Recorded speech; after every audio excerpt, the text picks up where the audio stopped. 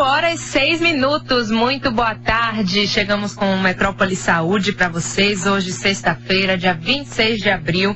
E vamos juntos, como sempre, até as 5 da tarde, conversando aqui sobre saúde, cuidados, prevenção. Hoje o nosso tema é da área da saúde mental. A gente vai falar um pouco sobre a depressão na terceira idade, entender algumas questões em volta disso, falar a respeito da ciência, diagnóstico e principalmente tratamentos, né, como cuidar da pessoa, né, que porventura tem esse diagnóstico de depressão a partir dos 60 anos. E a gente vai conversar sobre esse assunto aqui hoje no programa com o Dr. André Gordilho, psiquiatra da Ulisc Psiquiatria. E a gente já está aqui a postos para conversar com vocês. Dr. André, muito boa tarde, seja bem-vindo. Boa tarde, sempre um prazer estar aqui. Pois é, esse é um tema, depressão, a gente sabe que vira e mexe, precisamos falar. A gente já foi, inclusive, taxado como o país mais ansioso e com altos índices de depressão do mundo. A gente vai falar também de incidência. E quando a gente, né, fecha um pouquinho esse nicho e olha para a terceira idade, né, para as pessoas acima dos 60 anos, eu já queria começar puxando um aspecto que a gente tem em volta disso aí, particularidades, fatores específicos dessa área. E aí a gente já começa também explicando ao nosso ouvinte como é que se caracteriza esse quadro de depressão na terceira idade, se ele difere, né, do que a gente conhece em outras fases da vida, em outras faixas etárias.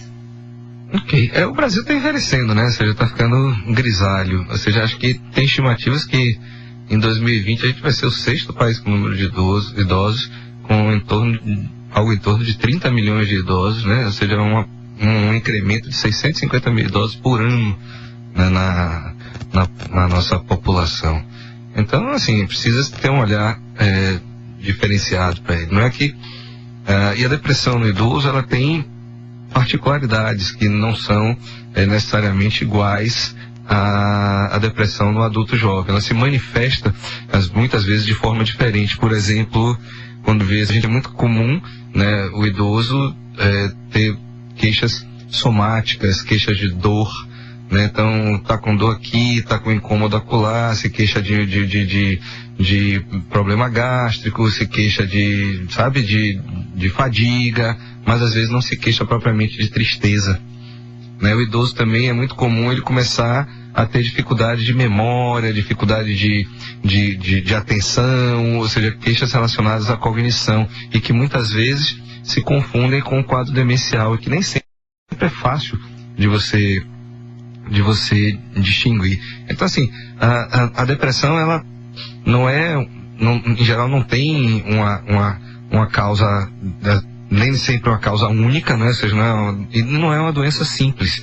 Ela às vezes é multifatorial, e no idoso ainda tem, né, todos os problemas relacionados à adaptação à terceira idade, que você tem perda de função, você já não consegue desempenhar às vezes tarefas do mesmo jeito, você às vezes tem perda financeira, de projeção social, enfim, e às vezes o próprio sentimento de solidão que o idoso tem. Você fala assim, mas muito idoso reclama, mas está cercado de pessoas. Mas exatamente, a solidão é diferente do isolamento social que você mensura, né? A solidão, ela é mais abstrata, porque ela é uma discrepância entre a quantidade de pessoas que você tem em volta e o sentimento do que você gostaria que fosse. Então, às vezes você tem pessoas em volta, mas se sente só. É a mesma coisa assim, eu me sinto sozinho na multidão, né? Transcende ali o físico, né? O que está ali no físico, a sua volta. O idoso, às vezes, ele sente muito solidão, e a solidão é uma coisa, às vezes, muito presente nisso. Pois é, a gente abriu, inclusive, trazendo alguns aspectos, né? O primeiro deles é que a nossa população, né, tem visto aí a expectativa de vida aumentar, e com isso a gente vai caminhando junto com essas questões todas que pontuamos, e principalmente já trazendo alguns sinais do que é que caracterizaria. E aproveitando esses exemplos, doutor André, eles já seriam talvez aí algum sinalzinho de alerta para a família que identificou algumas questões que a gente citou como exemplo aqui, para buscar uma avaliação, buscar um diagnóstico. A gente falou que principalmente nessa faixa etária, muitas vezes é difícil fechar esse diagnóstico, porque as manifestações acabam se confundindo com outras questões também. Seria aí talvez o primeiro passo, buscar uma... Sim, porque não é normal, assim, a gente diz, mas o idoso fica lá parado, o idoso fica no quarto, porque ele tá velho mesmo, né? Assim, não, o idoso quer sair, o idoso quer quer encontrar os amigos, o idoso quer se divertir, o idoso tem sua sexualidade também.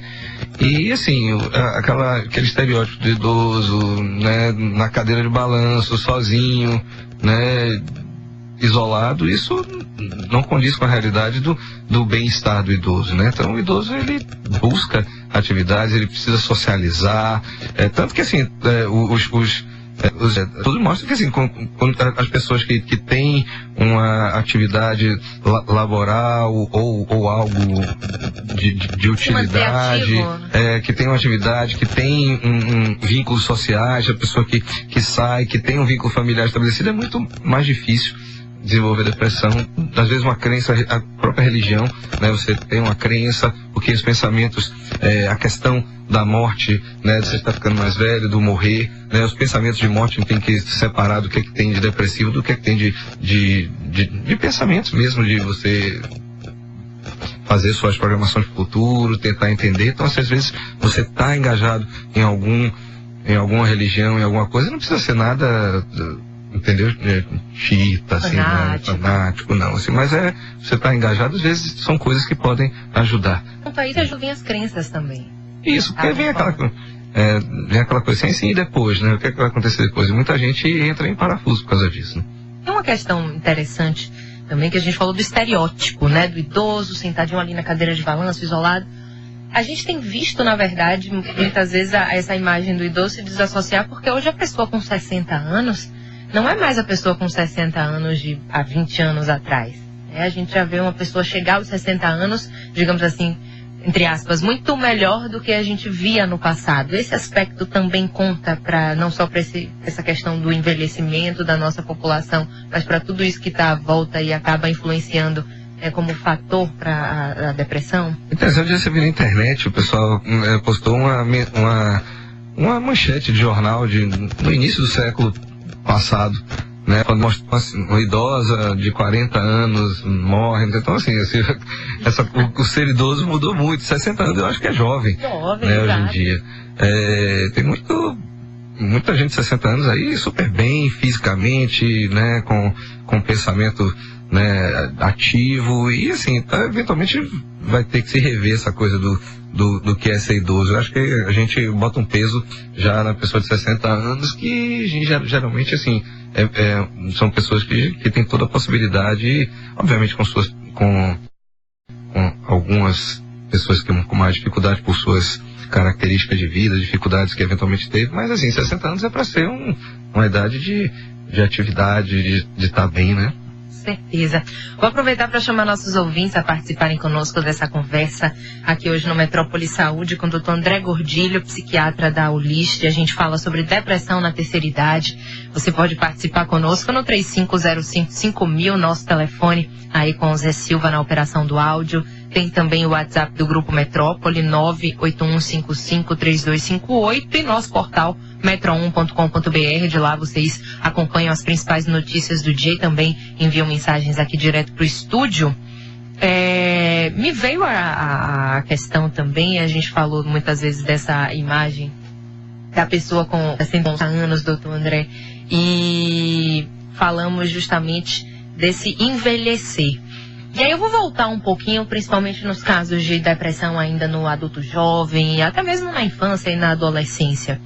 Quando a gente fala na depressão na terceira idade, a gente está falando dela chegando neste momento, nessa fase, por conta de algumas questões que a gente até já pontuou aqui, ou a gente pode inclusive até analisar se isso seria talvez um caso de recidiva, de algum paciente que, por exemplo, já tenha tido algum episódio de depressão em algumas outras fases da vida, mais jovem, e isso acaba vindo de uma outra forma ou até mesmo mais, digamos assim, mais profunda nesse momento. O que é que a gente fala disso? As duas coisas podem acontecer. Você já tem um histórico, né, de depressão, e você tem recaídas, e isso, ou seja, a pessoa que tem o problema mental, e sem nenhum peso nessa palavra, problema mental, porque quando se fala isso já se associa a coisas ruins, porque é problema mental, porque o problema é da mente mesmo. Mas eu acredito que a gente também já está caminhando em relação a isso. Mas eu acho que sempre é bom reforçar, para tirar o peso disso. As pessoas que adoeceram com 20, 30 anos envelhecem. né? E as doenças, muitas vezes crônicas, os acompanham. Mas assim, estima-se que mais de 50% dos casos de depressão na terceira idade começa já, com o primeiro episódio já na velhice. Então, é bem possível e provável que às vezes o primeiro episódio comece já depois de uma idade mais avançada, e isso não é incomum, pelo contrário, é bem comum.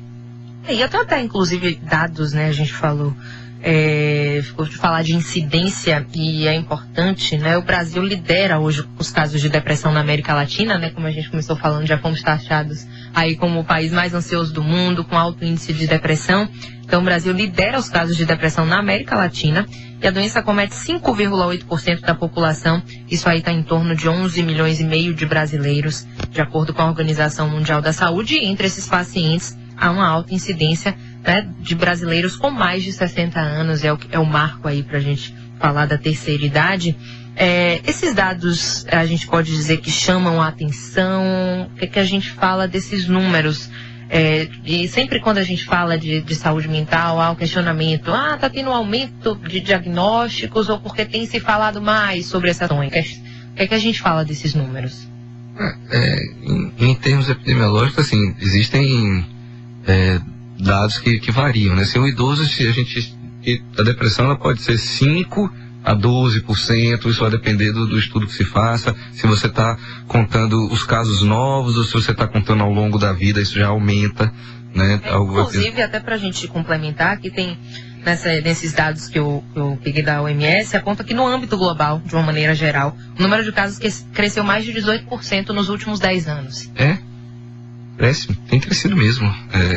E assim, no idoso, isso não foge à regra. O idoso tem algumas coisas que são interessantes, que assim, se você de forma geral, acho que varia em torno de 4 a 10% no Brasil. Nos Estados Unidos se estima que é em torno de 5%, mas quando você vai ver todos os tipos de depressão, como a depressão, primeiro episódio, depressão recorrente, depressão resistente, depressão subclínica, etc., você pode até chegar em torno de 40% de residentes de áreas específicas, mas assim, em torno de 5 a 10%, se você pega pacientes que estão com limitações, pacientes internados em ambiente hospitalar, em unidade intensiva, chega a 37%. Então isso é um pouco variável, a depender de onde a gente esteja olhando. O idoso saudável, em casa, não sei o que, isso está em torno de 5%. Acontece, mas quando adoece, quando perde alguém importante, quando perde uma função, quando perde a independência, aí os números começam a crescer. Aqui, inclusive, tem um ouvinte que relata justamente isso. Ela fala, doutor, perdi meu marido há já 3 anos, mas ainda não consigo me entender nessa situação, e um sentimento de solidão profundo. Isso já seria um quadro de depressão? É possível que ela já tenha, porque assim, a perda, né, e o luto, ele geralmente você perde uma pessoa, você vai passar por um período de sofrimento, você vai elaborar esse luto e vida que segue em frente, né? Geralmente é assim, obviamente não é quer dizer assim, não, perdi, esqueci, nunca, não, mas você começa a lembrar de uma outra posição, de um outro lugar, você começa a ter, enfim, né, pensamentos saudáveis, mas você segue com sua vida, você, né, segue as atividades. Quando você perde e aí não consegue se livrar dessa perda, certamente tem alguma coisa aí que precisa ser avaliado, porque pode ter um quadro depressivo também associado. Ela falou do tempo, né? Existe um tempo para esse luto dito natural, e o que é que seria ultrapassar essa barreira e já, por exemplo, ser classificado como um quadro de depressão instalado? Sim, o luto, em média, era classificado como em torno de 30 dias, assim, você tem 30 dias. Mas isso, inclusive, assim, aí vem os critérios do DSM-5, que é abolir o luto. Aí, se você tem 2 semanas de humor rebaixado, tristeza, os critérios diagnósticos mais associados à depressão, o pessoal já diz que é depressão. Eu acho que é meio exagero. Assim, eu acho que você tem uma perda grande, alguma coisa assim, 2 semanas não dá pra você, né? Esse processo, digamos assim, de digerir determinadas questões, isso varia de pessoa para pessoa? Claro, porque Depende de como você formou sua personalidade, sua capacidade de lidar com perda, sua capacidade de lidar com frustração, né? Com como você lida com situações difíceis, a sua rede de apoio social, sua rede de apoio familiar. Isso depende de muita coisa, né? Tem pessoas que são mais frágeis, têm mais dificuldades, e outras que lidam melhor. E essas pessoas que têm mais dificuldades, sofreram abusos, que passaram por, né? Que existem, tem um estudo que mostra que criança que sofreu abuso, você leva a uma alteração epigenética, ou seja, que segundo a epigenética o gene ele se modifica e pode ser transmitido para novas gerações modificado. Então, ou seja, um estudo mostrando que as pessoas que sofrem abuso na infância têm maior chance de desenvolver quadros depressivos na idade adulta. Então, ou seja, tem um monte de variáveis aí que pode... É um processo e um quadro multifatorial. Sem dúvida, sem dúvida. Ser uma causa específica. Não é aquela coisa herança mendeliana, 100% gene alterado, 100% de doença. Não, às vezes algo matemático demais, né? Você tem fatores predisponentes e quando, eventualmente, aquilo, a depender também da capacidade de resiliência da pessoa de lidar com a frustração, umas pessoas têm mais proteção que outras. Isso é bem variável. Olha, a nossa conversa hoje é com o Dr. André Gordilho, psiquiatra da Aulixe. A gente fala de depressão na terceira idade. Eu vou querer entrar no aspecto do diagnóstico para a gente entender, mas aqui Pedro já está pulando o tópico, entrando no aspecto tratamento/prevenção. Vamos lá. Ele pergunta o seguinte, doutor: a terapia ocupacional é bom para prevenir a depressão? Entra naquela coisa que a gente falou da ocupação, né? Então você é uma pessoa ativa, tem uma função de trabalho, etc. Aí você se aposenta, aí você fica o dia todo no sofá vendo televisão, aí você já... E quando a gente não tem o que fazer, a gente reclama pra caramba do trabalho, né? Mas quando você passa um tempo sem nada para fazer, você começa a se incomodar, porque você tem sua rotina, o trabalho preenche, né? Então, assim, você ser ativo é importante. Então, a terapia ocupacional vai fazer com que você busque, né, outras atividades, outras ocupações que vão preencher aquele momento e aquele vazio para você poder ir trabalhar suas atividades, suas melhoras e, enfim, né? A gente falou de trabalho e une, né, choca o momento que muitas vezes entra-se nessa fase da terceira idade a partir dos 60 anos e muitas vezes é a fase da aposentadoria. É quando as pessoas realmente saem daquela atividade laboral, do trabalho que vinha levando há anos. Esse processo de aposentadoria também, doutor André, pode entrar como um fator se a pessoa não inserir, por exemplo, novas... Sim, porque exatamente, as pessoas não se programam para a aposentadoria, né? As pessoas criam ali, né, que a aposentadoria vai ser ótima, ficar de perna pro alto, né, tomando um coquetel, enfim, né? Mas não é assim. A vida não é assim. Então, aí você termina ficando com tempo ocioso demais, sem ter o que fazer, aí entra no tédio, e aí a depressão vem junto. Então, assim, procurar se programar para aposentadoria. Você vê muito assim, aumenta o índice de alcoolismo em pacientes que se aposentam, principalmente quando se aposentam mais cedo. Então as pessoas começam a beber, né, ir para bar, viver essa rotina de álcool, tá aí com uma vida, como dizia Mussum, essa vida social muito intensa, né, e aí então bebe demais. Aí desenvolve problemas outros que também não só a depressão pode desenvolver o quadro. Então a programação para uma aposentadoria, o que fazer? Você pega nos Estados Unidos, você viaja, você vai quem que viaja para Disney, por exemplo, você vai para um parque, assim, a pessoal da segurança entrando, é tudo o pessoal mais velhinho, de 70, 80 anos, que vai cuidando, fazendo as coisas, orientando. Então, ou seja, porque aqui a gente acha que o idoso não pode fazer, que a gente tem que cuidar, ter um cuidado excessivo, que a pessoa não pode fazer demais. Eu acho que o idoso quer se sentir útil, quer fazer, quer trabalhar, enfim. Ou seja, quebrar aquele estereótipo que a gente falou lá no iniciozinho do idoso na cadeirinha de balanço. Né? Olha, aqui a gente tem uma pergunta da ouvinte anônima. Ela diz: tenho 45 anos, doutor, e sinto muita tristeza, tenho sentido muita tristeza intercalada por uma alegria súbita, uma angústia grande também. O interessante é que aí percebo tal situação. Ela diz: me sinto como se meu peito fosse como se estivesse presa. Isso seriam alertas para depressão? Chamou a atenção aí com esse momento de euforia que você falou aí, né? A gente tem que ver o tempo essa euforia se mantém, se é uma coisa, se essa euforia você está querendo dizer que eu fico bem, ou seja, eu estou eufórica, mas estou bem, mas você começa a ficar eufórica, começa a se expor, a ficar mais inibida, a gastar demais, assim, a gente pode pensar numa bipolaridade, ou então, eventualmente, essas oscilações de humor com labilidade, mais chorosa, mais desanimado, sem vontade de fazer as coisas, pode ser um alerta, sim, ou talvez um quadro depressivo já instalado em fase inicial, talvez. Na verdade, precisa avaliar.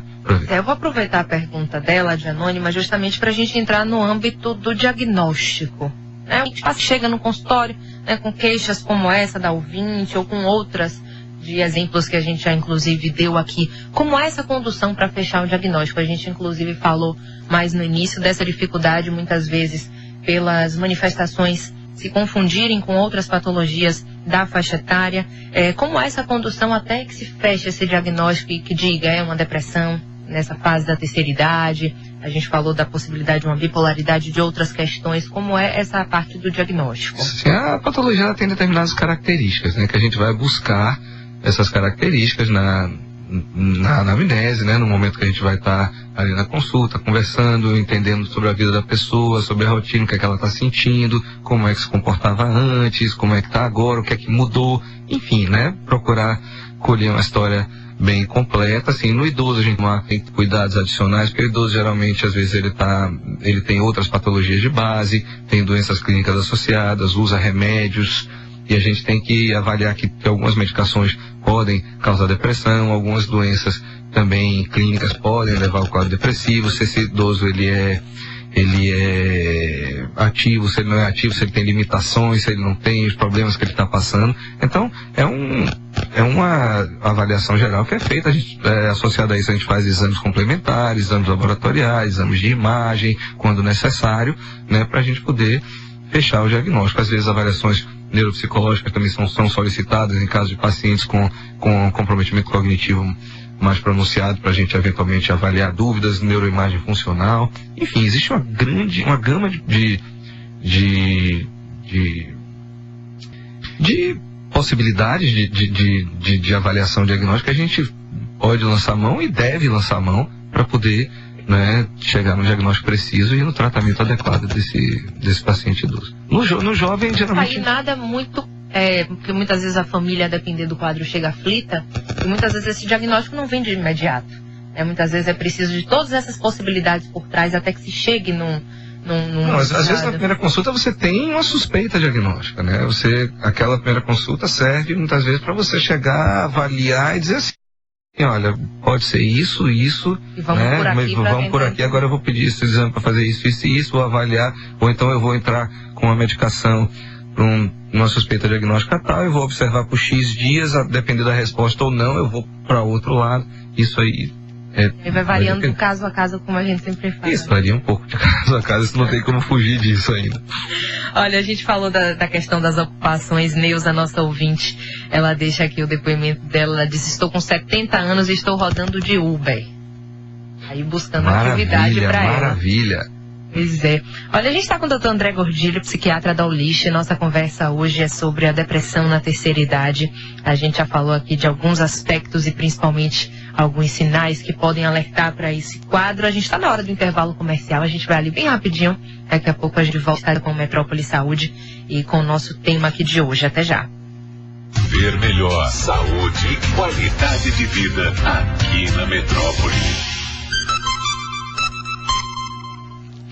4h35, a gente está de volta com o Metrópole Saúde. Hoje, sexta-feira, recebendo o Dr. André Gordilho, psiquiatra da ULICH. Nossa conversa é sobre a depressão na terceira idade. No primeiro bloco, a gente falou bastante sobre alguns sinais e manifestações nesta faixa etária. Explicamos alguns fatores em volta do quadro. A gente vai continuar essa conversa, inclusive entrando no aspecto do tratamento, né, o que está indicado. A gente volta daqui a pouquinho, porque tem aí a Cássia Líria trazendo o nosso Giro Saúde. Giro Saúde. Cássia, pelas ações. E eu queria voltar com o nosso tema hoje, depressão na terceira idade. A gente falou de diversos fatores no primeiro bloco aqui com o Dr. André Gordilho, psiquiatra, abordando esse tema conosco hoje. Teve um ouvinte que participou, Dr. André, perguntando justamente se a terapia ocupacional, né, seria algo bom para prevenir a depressão. A gente já pontuou, né, a questão da inserção de atividades no dia a dia e tudo mais, e que de fato seria. Mas a depressão, ou a terapia ocupacional, seria também um tratamento para depressão? Vamos entrar nesse. Ver melhor, saúde e qualidade de vida aqui na Metrópole. 4h35, a gente está de volta com o Metrópole Saúde. Hoje, sexta-feira, recebendo o Dr. André Gordilho, psiquiatra da Ulist. Nossa conversa é sobre a depressão na terceira idade. No primeiro bloco, a gente falou bastante sobre alguns sinais e manifestações nesta faixa etária. Explicamos alguns fatores em volta do quadro. A gente vai continuar essa conversa, inclusive entrando no aspecto do tratamento, né? O que está indicado. A gente volta daqui a pouquinho, porque tem aí a Cássia Líria trazendo o nosso Giro Saúde. Giro Saúde. Cássia, pelas ações.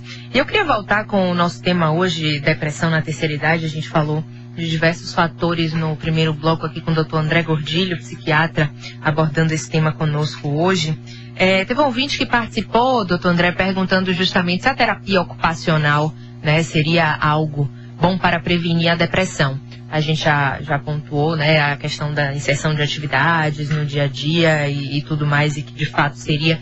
Mas a depressão, ou a terapia ocupacional, seria também um tratamento para depressão? Vamos entrar nesse aspecto e principalmente o que é que está indicado para o quadro nessa faixa etária. Acaba diferindo um pouco dos tratamentos quando a gente fala do adulto jovem e em outras fases da vida?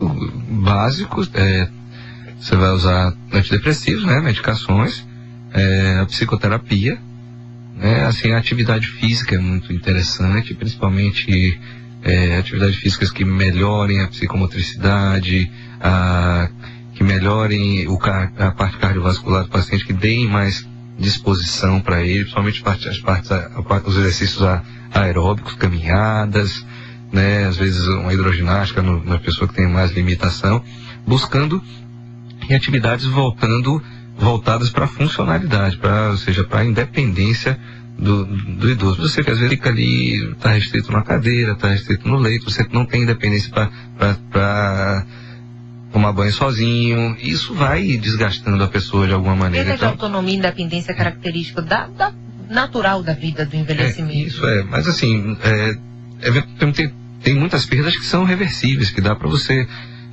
trabalhar, né? Você fisioterapia, alongamento, enrijecimento, né, com atividades, ou seja, que faz com que você tenha um envelhecimento de maior qualidade. E assim, a atividade física também faz parte do tratamento. E as terapias ocupacionais é aquilo que eu falei, né? Você tá, quanto mais sozinho, quanto mais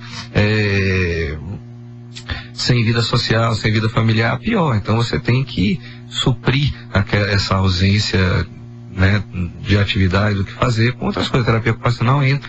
Isso aí, são terapias coadjuvantes, né, que vão em grupos de fala, né, de estimulação, a gente até comentou assim, né, de estimulação cognitiva, né, coisas que vão preencher as atividades, a vida desse idoso, o tempo dele, de uma forma terapêutica, né, para que ele, ou seja, melhore a qualidade de vida dele e, consequentemente, o quadro depressivo. Quando a gente fala dessas ditas, e muitas vezes as pessoas utilizam o termo terapias alternativas, né, e que acabam caminhando em paralelo muitas vezes com o tratamento medicamentoso, com a terapia que é inserida, e muito se fala musicoterapia, arte-terapia, outras atividades. A gente falou aí disso ser feito de forma terapêutica. Vamos explicar para o nosso ouvinte, principalmente, né, o que é que tem por trás disso, né? Tudo tem o objetivo de chegar ao resultado que seria devolver uma perda de função ou uma perda de autonomia para esse paciente? Isso, porque assim, quando eu falei alternativa, eu não quis levar para o alternativo como... Nesse sentido literal. É terapia complementar. Uhum. Né? Então, assim, a terapia ocupacional vai trabalhar aspectos da ocupação, coisas que você pode fazer, habilidades a serem desenvolvidas. Mas eu digo, não é como, por exemplo, a gente falou aqui, que as pessoas têm que inserir, né, atividades no seu dia a dia. Não é algo inserido aleatoriamente, né? Tem por trás uma técnica, um conceito quando a gente fala dessa terapia inserida como tratamento. Sim, claro. Aí essa é a ideia, assim. Mas, eventualmente, se o o paciente descobre um grupo que joga buraco e que ele gosta daquilo e que o pessoal se reúne toda semana, não deixa de ser uma atividade que não tem um fim necessariamente específico, mas a socialização está ali, né? Você tá com gente, está conversando, tá falando da vida, tá ouvindo o outro, e isso é terapêutico também. Então, assim, preenche, né, o vazio, preenche a solidão, etc. E coisas que são mais voltadas para você, para reflexão, para pensar como uma terapia, aí sim tem uma função mais terapêutica, né? Entre aspas, usando a palavra. O termo técnico. Olha, a gente está com o Dr. André Gordilho, psiquiatra da ULIST, falando sobre depressão na terceira idade. Você pode participar conosco no 35055000. Tem também o WhatsApp do Grupo Metrópole, 981552338, para você mandar mensagens, assim como o nosso portal metro1.com.br. De lá vocês também mandam as perguntinhas aqui para o estúdio. Eu queria trazer uma pergunta, e que eu sei que há um tempo era praticamente impossível a gente falar disso, mas já dá para falarmos em prevenção de quadros da saúde mental e principalmente de depressão. Quando a gente fala na terceira idade, a gente inclusive pontuou, né, mais lá atrás, que muitas vezes o primeiro episódio ocorre mesmo nessa faixa etária, né, a partir dos 60 anos, pode ocorrer, né, sendo uma recidiva de algum paciente que já tenha tido um quadro em outra fase, mas geralmente ocorre aí. O que é que a gente fala desse aspecto? A prevenção, ela, assim, eu não tenho como saber se uma pessoa que nunca teve depressão, se ela vai estar na terceira idade, ela vai desenvolver. Mas a prevenção, ela entra muito no observar a vida da pessoa, né, e tá naquele aspecto da função, porque se você pega a pessoa, ela sofre um revés, ela sofre uma perda, então a gente tem que ficar atento, porque isso pode fazer com que, principalmente no idoso, com que essa perda não seja elaborada adequadamente, ela não consiga superar isso. Se ela tem uma limitação funcional, né, a gente tem que ficar atento àquilo, atuar naquilo, não deixar aquela coisa evoluir. Então, a prevenção, ela vem pela busca do bem-estar, e isso vem através de uma roda social, familiar, de atividade física, de você estar com sua função física preservada, sua independência de fazer as coisas, né? Porque independência e autonomia é diferente. Independência é quando você consegue fazer as coisas. Eu consigo tomar um banho, eu consigo comer sozinho, eu consigo e autonomia é a capacidade de você gerenciar, de você tomar a decisão. Às vezes você não tem, o que quer. Às vezes você não tem uma independência para determinada coisa, mas você tem autonomia. Então eu posso estar na cadeira de roda, eu não posso, enfim, correr, mas eu posso ser tetraplégico, por exemplo, não tomar banho sozinho, não comer sozinho, etc. Mas eu estou com a minha capacidade mental preservada, e eu posso tomar uma decisão se eu quero que meu dinheiro seja dado para você, se eu posso, entender. Então, nesse sentido, se você ficar com que esse paciente tenha uma independência, que tenha autonomia, assim, deixar que, assim, o idoso quer cozinhar, quer falar, não, peraí, deixa que eu faço. Não, o idoso quer passar uma roupa, quer limpar. Não, peraí, não faça isso não, que você não, deixa fazer.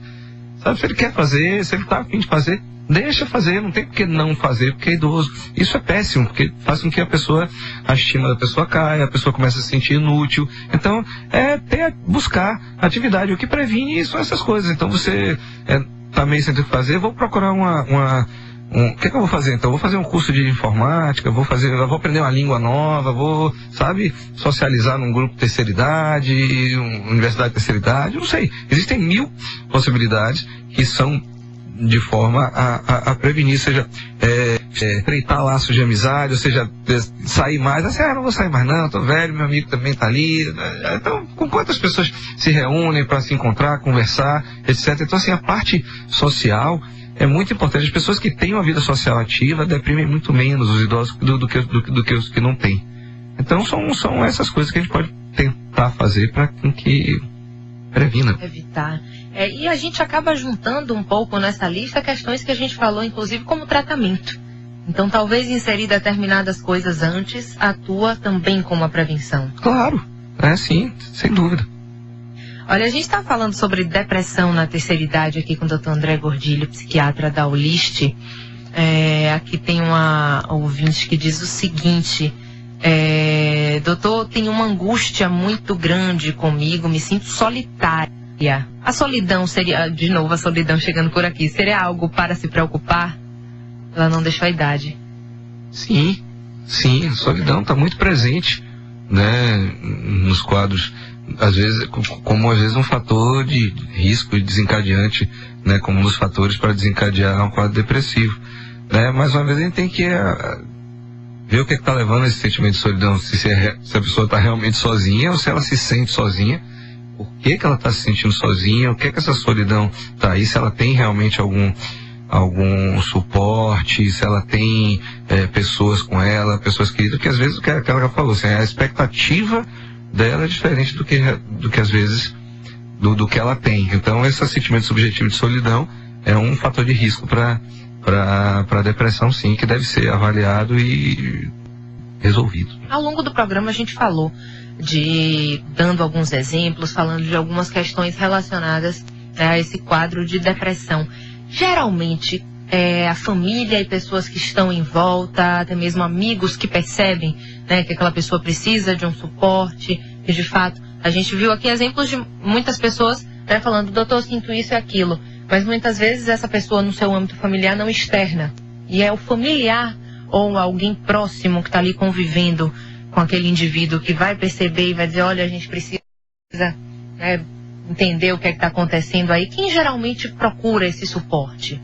Muitas vezes é a família, né? A família que vai observar, porque muitas vezes o idoso não se queixa de estar triste, então não reconhece, sempre está com dor nos quartos, está com, sabe, cansado, sabe? Então são coisas que às vezes tá... Queixas que muitas vezes podem ser menosprezadas e não serem valorizadas. Tá esquecidinho, não sabe, tá mais isolado, mas isso é porque tá velho. Entendeu? E às vezes isso aí já é um quadro depressivo instalado. Então que tem que ser observado. A família tem que perceber, que não achar que a falta de funcionalidade, que o paciente quando não está fazendo as coisas, que isso é normal, porque não é. Então assim, o idoso, assim, não excluir o idoso também, né? Porque às vezes você pode fazer uma coisa em sua casa, né? E aí você desculpa mais velha, sabe? Pô. E às vezes o idoso gosta de participar e às vezes é muito interessante você ter, quando você sai com pessoas mais velhas, assim, conversar, ver a história de vida, sabe, toda né, o conhecimento que as pessoas, que o idoso tem, a bagagem, eu pessoalmente acho isso sensacional. Então, eu acho que o idoso tem que ser estimulado, né, e nos ensinar, né, porque eles têm geralmente muitas vezes não é uma sabedoria acadêmica, mas com certeza sabedoria de vida para passar para a gente. E a gente tem que achar que, por sermos jovens, o idoso é descartável. Pelo contrário, o idoso tem que ser exaltado e utilizado na sua sabedoria para conosco. Pois é, e como a gente até comentou antes de começar o programa, todos nós seremos um dia, e que Deus nos permita chegarmos lá e chegar bem com todos esses aspectos que a gente falou, tentando trabalhar, e principalmente as questões que são inerentes ao envelhecimento. Eu queria aproveitar esse finalzinho aqui com o Dr. André Gordilho. Eu sei que a Ulisses sempre anda promovendo eventos abertos ao público, discussões de temas pertinentes relacionados à saúde mental, e vai ter um próximo aí que justamente vai tratar desse tema, trazendo o desafio do envelhecimento. A gente vai falar sobre o desafio do envelhecimento. Na verdade vão ser duas palestras, que quem vai abrir Dr. Adriano Gordilho, que é geriatra. Ele vai falar de envelhecimento, funcionalidade e reabilitação. E em seguida eu vou falar de dependência na terceira idade e os desafios da psicogeriatria, né, que é exatamente a psiquiatria voltada para o idoso, né, porque as pessoas às vezes confundem psicogeriatria com geriatria, mas não é. Psicogeriatria é psiquiatria voltada para o idoso, com todas as especificidades que o idoso tem e com esse olhar diferenciado e especializado para o idoso. Então vai ser, acho que, um evento legal. Vai ser no dia 8 de maio, às 19 horas, na Ulisses. É um evento gratuito e é só entrar no site, ou ligar para lá, no site, entrar no site, envelhecimento.ulisses.com.br. Aí, então tá dada a dica aqui, nossa ouvinte, Neuza, que falou que roda de Uber com 70 anos e tá aí, né, ativa. Ela diz aqui: não gosto de sair com idosos, só com pessoas mais jovens. Deixe disso. Socializar com todo pois mundo. É. Ô, doutor André, eu queria agradecer sua participação aqui conosco e aproveitar esse finalzinho para deixar essa mensagem aí para o nosso ouvinte e principalmente para quem está aí chegando na terceira idade, né, se aproximando, né, dos 60 anos, e que a gente sabe que os 60 anos de hoje não é mais aqueles 60 anos que a gente conhecia 20 anos atrás. E vamos dar uma mensagem de gás aí, aposentadoria caminhando junto muitas vezes nessa fase. O que é que a gente deixa de mensagem para o nosso ouvinte nesse finalzinho? Envelheça jovem, né? Com a cabeça jovem, assim, faça atividade física, se cuide, procure manter seu ciclo social, de amizade, de família, enfim, e viver a vida sem limitações porque tá velho, assim, sabe? Tô velho, isso aqui já não dá mais pra mim. Claro que dá, né? Quero aprender a surfar com 60 anos, vai aprender, entendeu? Não tem por que não. O importante é não se limitar. O importante é não se limitar, né? A menos que haja uma limitação real, e aí a gente vai driblar essa limitação para poder fazer coisas de outra maneira. E algum relato como os que a gente recebeu aqui, né? Muitas vezes solidão, de angústia, dá para buscar um suporte e dá para trabalhar também essas questões que a gente tanto falou, inerentes à fase, à faixa etária. Exatamente, dá até para dirigir Uber, né? Pois é, faz como Neuza, que está aí acompanhando a gente. Doutor André, muitíssimo obrigada. Eu Boa que agradeço, tarde. Obrigadão.